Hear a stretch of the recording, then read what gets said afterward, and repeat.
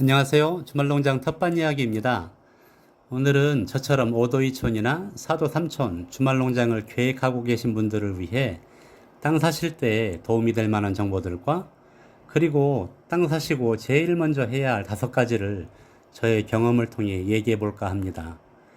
주말농장을 하려면 먼저 어떤 땅을 어디에 몇 평 정도를 살 건지 결정을 해야 되는데요.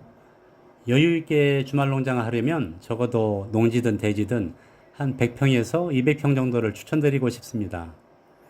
저는 땅 욕심이 많아가지고 돈만 여유가 있었더라면 아마 한 1000평 정도 샀을 텐데 돈에 맞추다 보니까 농지 300평을 사게 됐습니다. 처음에는 의욕만 앞서서 300평 이까이 거 우습게 보고 시작했다가 첫해 힘들어서 죽을 뻔했습니다. 그래서 농장 주변으로는 과실수를 심고 하우스를 짓고 꽃과 잔디밭을 만들어 농사지을 면적을 최소화해서 지금은 150평 정도만 농작물을 키우고 있습니다. 그럼 어디에 어떤 땅을 사면 좋을까요? 농장은 집과 멀면 절대로 안 되고요. 언제라도 맘만 먹으면 갈 수 있는 거리가 제일 좋습니다. 그리고 농장에 가는 길이 교통량이 많아서 위험하거나 정체가 심해 가는 길이 짜증나면 안 됩니다. 하여튼 농장에 가는 길이 항상 룰루랄라 즐거워야 합니다. 저는 집에서 한 2, 30분 이내 또는 20km 이내에 위치한 땅이면 좋다고 생각합니다. 저 같은 경우는 이런 땅을 찾으려고 5년 전 여름휴가 내내 근처에 있는 부동산이란 부동산은 다 돌아다니면서 나쁘지 않은 지금의 땅을 찾을 수 있었죠. 땅은 지역에 따라 시세가 다른데요. 땅을 사는 데는 처음에 많은 목돈이 들어갈 뿐만 아니라 한번 사면 되돌리기가 쉽지 않기 때문에 아주 신중하게 알아보고 진행해야 합니다.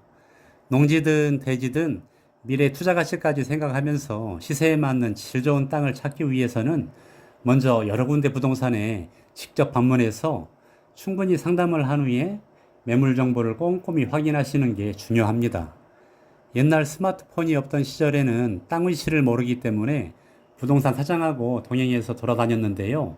요즘은 스마트폰 내비게이션이 너무 잘 돼 있어가지고 부동산 주인 없어도 주소만 입력하면 얼마든지 혼자서 부담 없이 찾아다닐 수가 있어서 아주 좋습니다.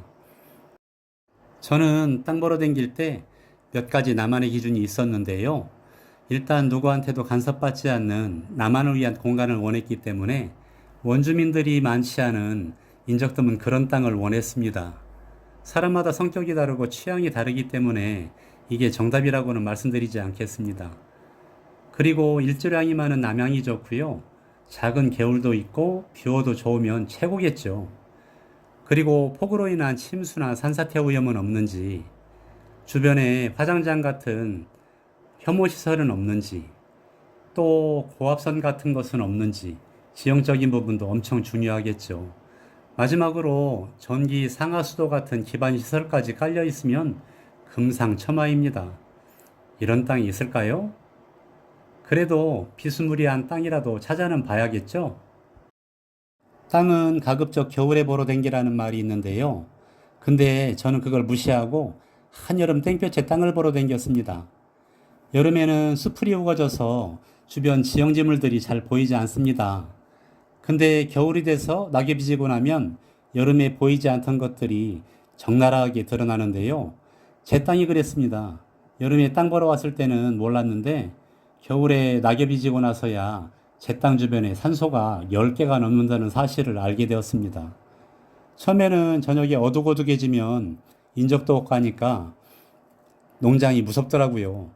근데 산소가 많다는 얘기는 풍수지리적으로 위치가 좋다는 증거고 산 사람이 무섭지 보이지도 않는 죽은 사람이 무서울 게 뭐가 있나 생각을 바꾸니까 지금은 아무렇지도 않습니다.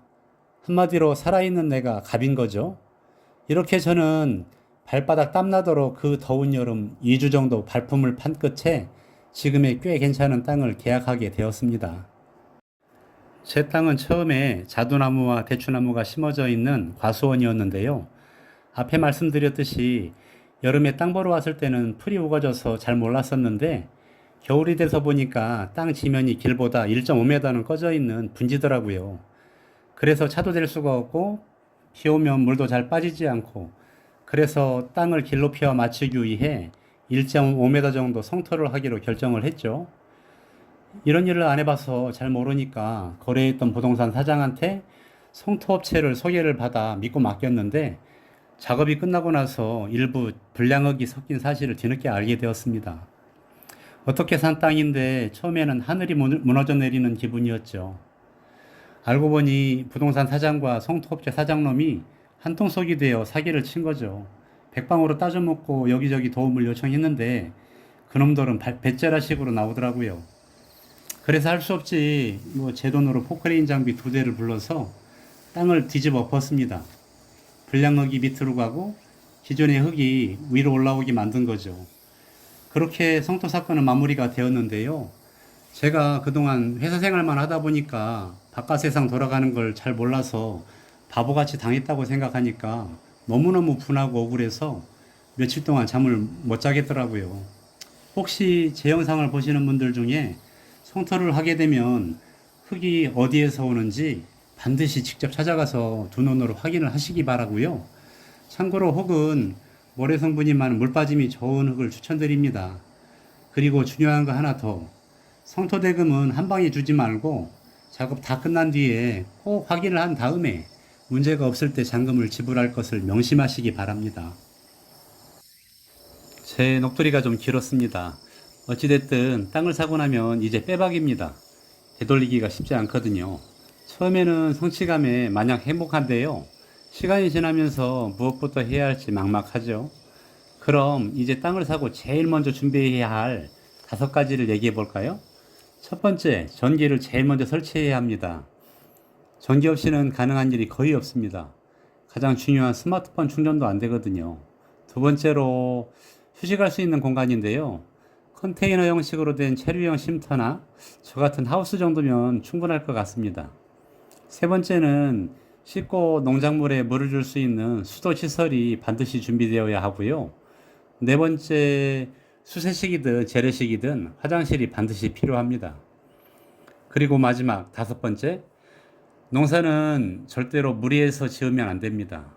골병이 지름길이 되어 시작도 하기 전에 포기할 수 있기 때문에 관리기 같은 농기계를 사는데 투자를 아끼면 안 됩니다. 이렇게 처음에는 준비할 것도 많고 돈도 많이 들어가고 빨리 뭔가 해보려고 마음만 조급해지는데요. 근데 하나하나 여유를 가지고 준비하다 보면은 어느새 멋진 농장의 모습으로 변해 있을 겁니다. 그리고 중요한 게 하나 더 있는데요. 저는 혼자 하는 주말 농장은 비추입니다. 혼자 즐기려면 산으로 들어가서 나는 자연인이다를 하는 게 맞고요. 혼자 하는 주말 농장은 반쪽짜리 주말 농장밖에 안 된다고 생각합니다. 만약 이 방송을 보시는 분들 중에 아내분이 주말 농장 가는 걸 별로 좋아하지 않는다면 위에 말씀드린 5가지 항목 중에 빠진 것이 없는지를 확인해 보시고 준비가 다 돼 있는데도 좋아하지 않는다면은 뭔가 디테일이 부족해서일 수도 있습니다. 다 그렇듯이 쉽게 얻어지는 게 잘 없습니다. 어떻게 하면 와이프들이 좋아할지 항상 연구하고 모든 눈높이를 와이프에게 맞춘다면 즐겁고 행복한 주말 농장 오래오래 함께 할 수 있을 거라고 믿습니다. 더 자세한 내용들은 다음 방송에서 이야기하기로 하고요. 오늘 영상은 여기서 마무리하도록 하겠습니다. 끝까지 시청해 주셔서 감사드리고요. 얼마 남지 않은 무더위 잘 극복하시기 바랍니다. 지금까지 주말농장 텃밭 이야기였습니다.